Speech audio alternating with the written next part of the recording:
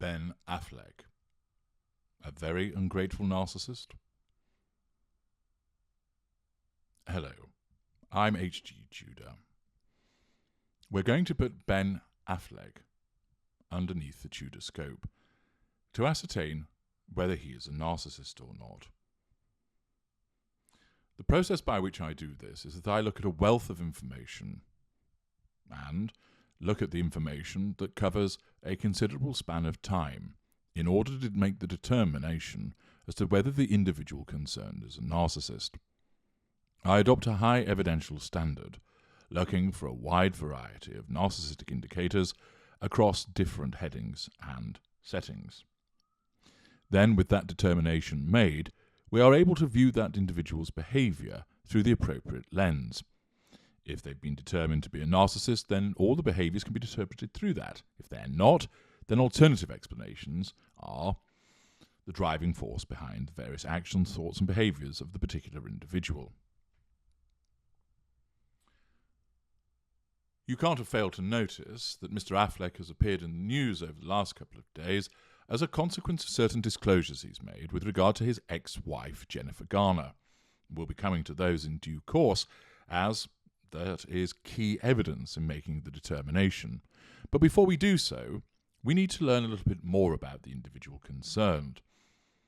This helps us set the scene and also allows us to look for other indicators with regard to whether he is a very ungrateful narcissist.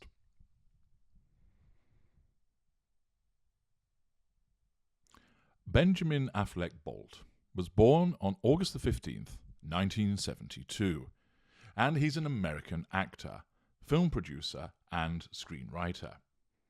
His accolades include 2 Academy Awards and 3 Golden Globe Awards.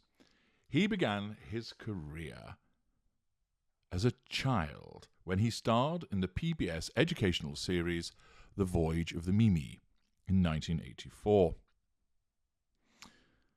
He later appeared in the independent coming-of-age comedy Dazed and Confused, 1993, and various Kevin Smith films, including Mallrats, Chasing Amy, and Dogma. Affleck gained wider recognition when he and childhood friend Matt Damon won the Golden Globe and Academy Award for Best Original Screenplay for writing Good Will Hunting, which they also starred in. He then established himself as a leading man in studio films, including the disaster film Armageddon, the war drama Pearl Harbor, and the thrillers The Sum of All Fears and Changing Lanes. After a career downturn, during which he appeared in Daredevil and Geekly, Affleck received a Golden Globe nomination for portraying George Reeves in the noir biopic Hollywoodland. His directorial debut, Gone Baby Gone, which he also co-wrote, was well received. He then directed, co-wrote, and starred in the crime drama The Town, and directed and starred in the political thriller Argo.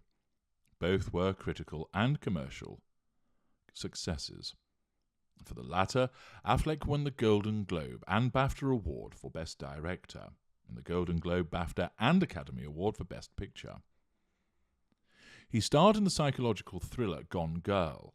He played the superhero Batman in Batman vs. Superman, Dawn of Justice, and Justice League, and starred in the action thrillers The Accountant and Triple Frontier. He received praise for his performance as a basketball coach in the sports drama The Way Back. Affleck is the co-founder of the Eastern Congo Initiative, a grant-making and advocacy-based non-profit organization. He is also a stalwart supporter of the Democratic Party. Affleck and Damon are co-owners of the production company Pearl Street Films. It's evident that this is an individual that has enjoyed considerable commercial and critical success during his career, and is evident of talent. He has an ability in terms of writing, directing, and acting. Whilst he may not be everybody's cup of tea when it comes to acting, nevertheless, the awards do speak for themselves. Let's look at his early life. He was born on August the 15th, 1972, in Berkeley, California.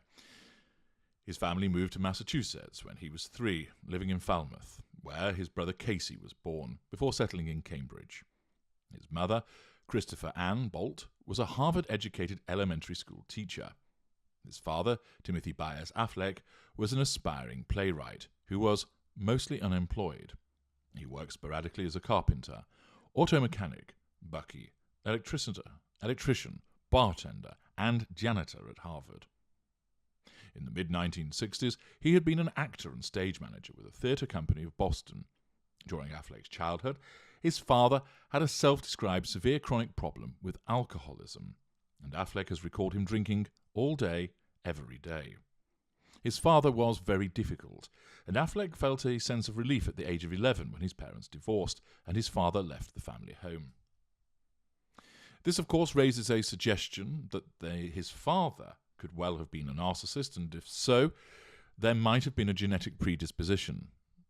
Furthermore, the environment that was created, which sounds somewhat chaotic because his father was very difficult and also mostly unemployed, suggests that there might have been a lack of control environment.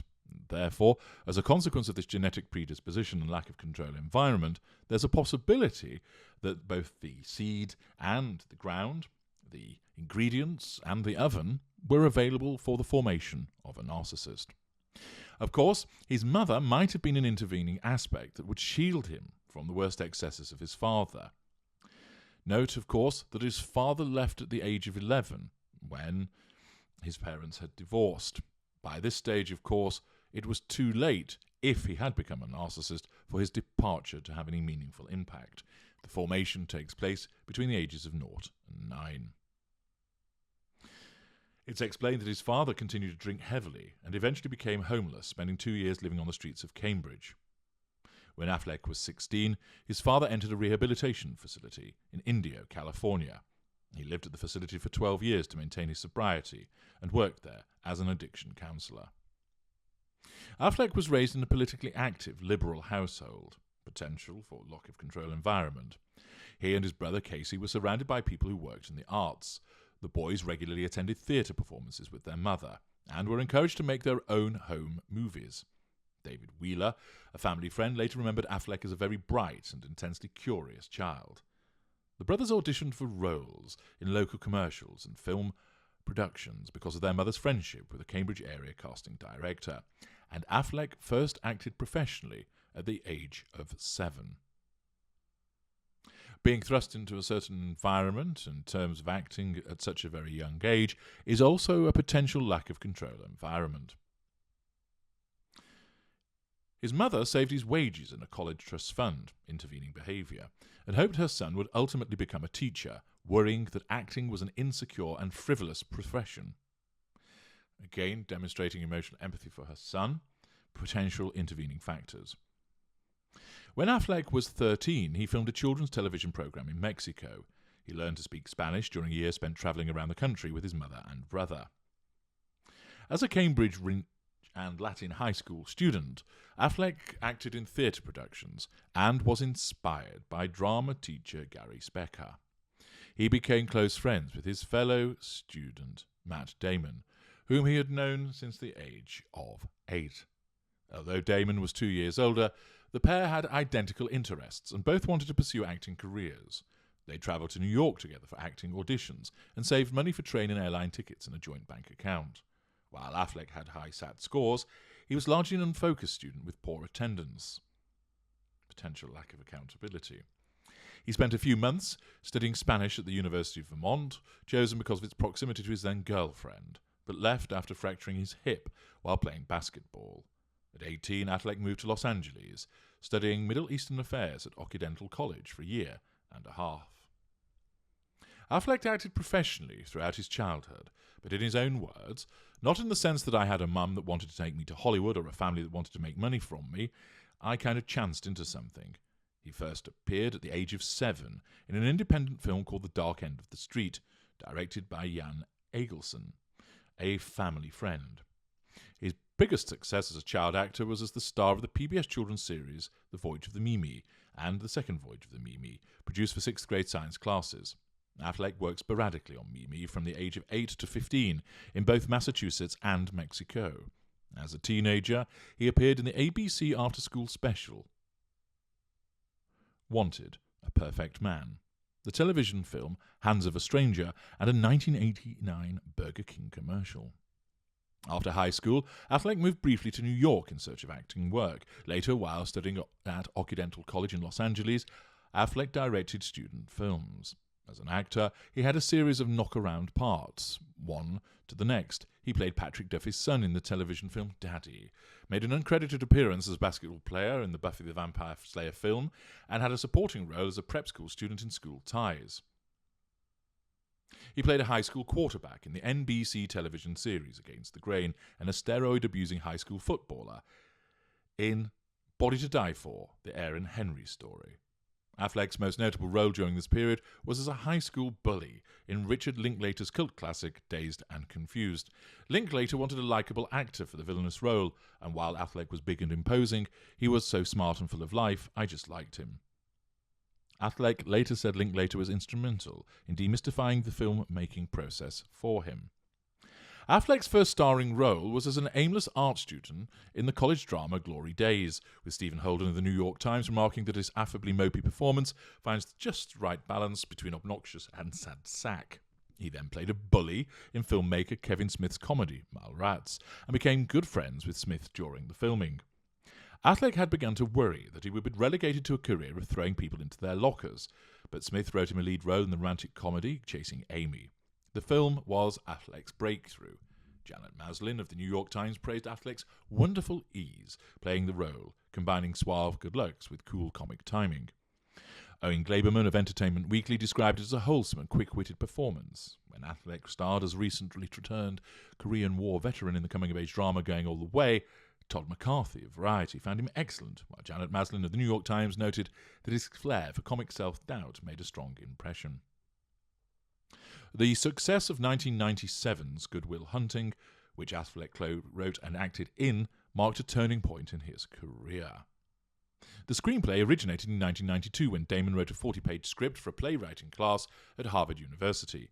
He asked Affleck to act out the scenes with him in front of the class, and when Damon later moved into Affleck's Los Angeles apartment, they began working on the script in earnest. The film, which they wrote mainly during improvisation sessions, was set partly in their hometown of Cambridge and drew from their own experiences. They sold the screenplay to Castle Rock in 1994, when Affleck was 22 years old. During the development process, they received notes from industry figures, including Rob Reiner and William Goldman. Following a lengthy dispute with Castle Rock about a suitable director, Affleck and Damon persuaded Miramax to purchase the screenplay. The two friends moved back to Boston for a year, before the film finally went into production, directed by Gus Van Sant, co-starring Damon, Affleck, Minnie Driver and Robin Williams. On its release, Janet Maslin of the New York Times praised the smart and touching screenplay, while Emmanuel Levy of Variety found it funny, nonchalant and moving. Jay Carr of the Boston Globe wrote that Affleck brought a beautifully nuanced tenderness to his role as the working-class friend of Damon's mathematical prodigy character. Affleck and Damon eventually won both the Golden Globe and the Academy Award for Best Original Screenplay. Affleck has described this period of his life as dreamlike. It was like one of those scenes in an old movie when a newspaper comes spinning out of the black onto the screen. You know, $100 million box office awards. He remains the youngest writer at age 25 to ever win an Oscar for screenwriting. It is obviously the case that many that end up in the acting profession are strong in narcissistic traits. It's required because of the need to exhibit a degree of vanity, pride, showmanship. Somebody that's a wallflower isn't going to succeed as well. And that doesn't mean that somebody is a narcissist because they are in the acting profession, but it does attract more than its fair share of our kind because of the platform that it allows with regard to the prime aims. It is a fantastic place to garner fuel. It allows the assertion of control on a large stage, both metaphorical and literal. It allows access to a host of character traits and, of course, residual benefits, facade management, fame, networks, the interaction with various people, and the opportunities that come with all of that. And therefore, like anybody else, Affleck would have narcissistic traits, and it's evident as well that the profession that he entered into is one whereby they were strong.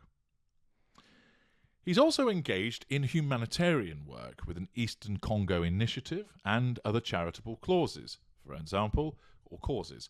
He's a supporter of the AT Children's Project. While filming Forces of Nature in 1998, Affleck befriended 10-year-old Joe Kindregan, who had the rare disease ataxia telangiectasia.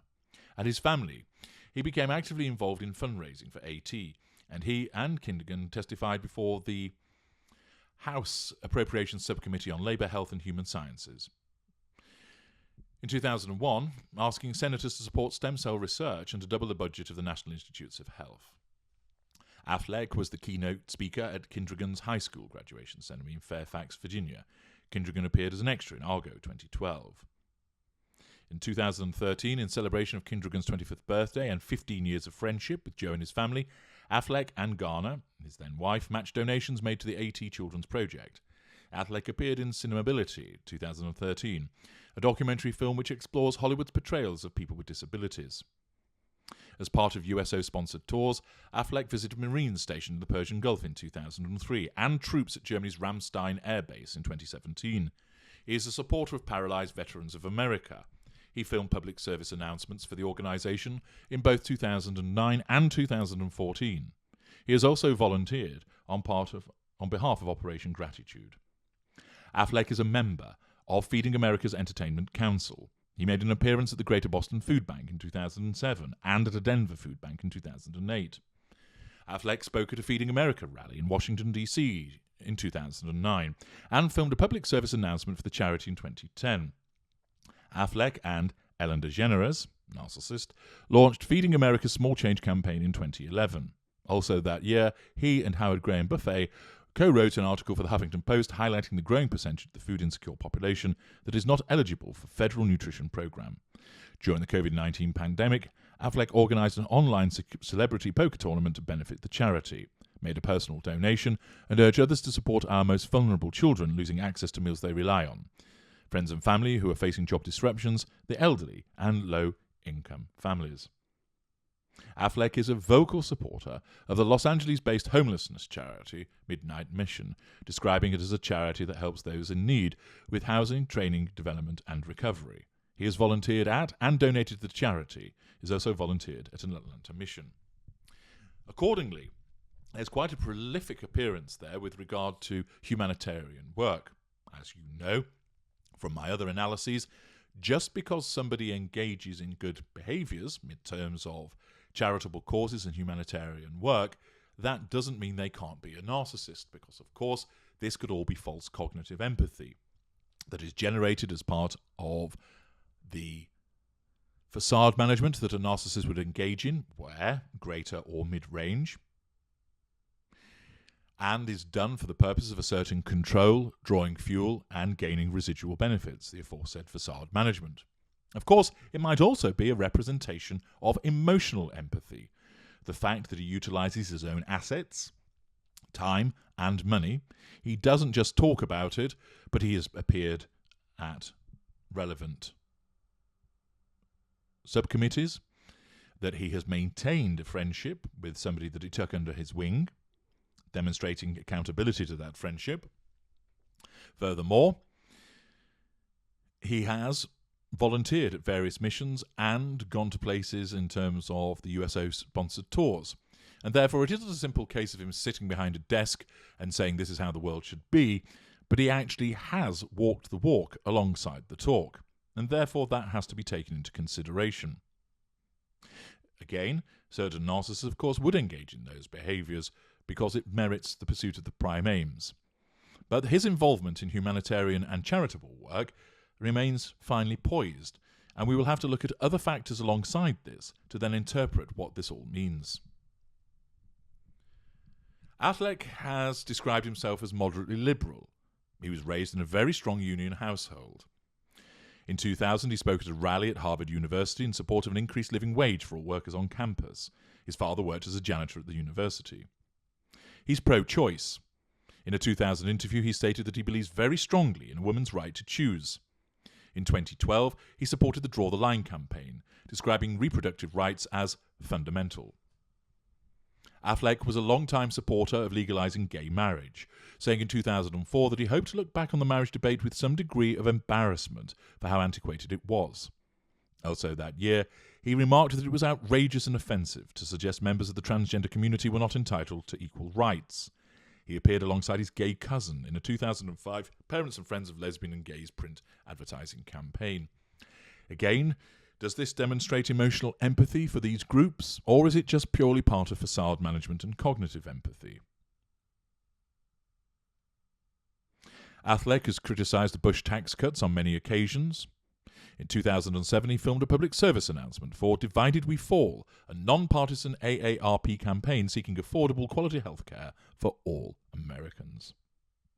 During the 2008 presidential campaign, Affleck expressed concern about conspiracy theories, claiming Barack Obama was an Arab or a Muslim.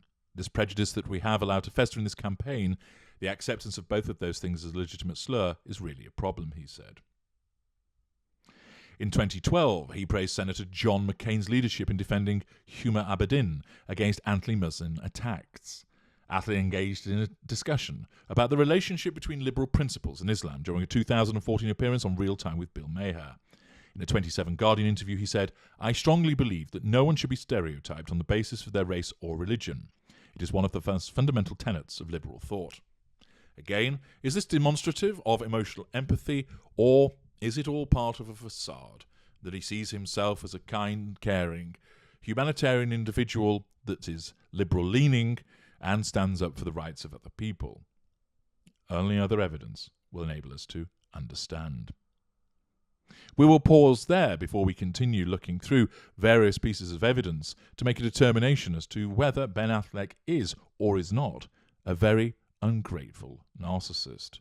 We will take a walk through an extensive range of material, which you will find both interesting and instructive in helping you understand about narcissism and enabling you to spot the appropriate traits. Come join me in part 2 of Ben Affleck, a very ungrateful narcissist.